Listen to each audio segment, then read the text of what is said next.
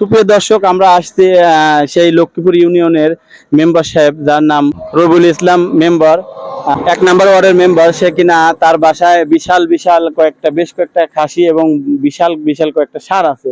সে এবার বিক্রি করবে না কেন, কি কাহিনী, তার বিষয়ে কিছু জানতে চাই।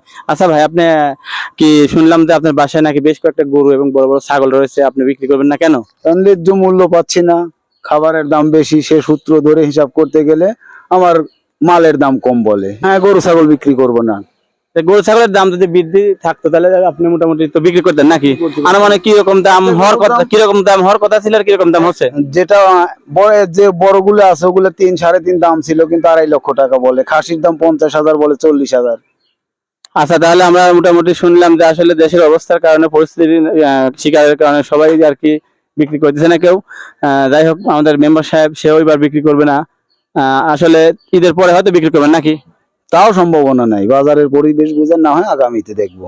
সুপ্রিয় দর্শক, যদি আপনাদেরকে দুধ দরকার হয়, ইমার্জেন্সি গরু অথবা ছাগল দরকার হয়, তাহলে মেম্বার সাহেবের সাথে যোগাযোগ করবেন। মেম্বার সাহেবের নাম্বারটা স্ক্রিনে দেওয়া আছে, আপনারা যোগাযোগ করে নেবেন নাকি ভাই? Thank you, okay.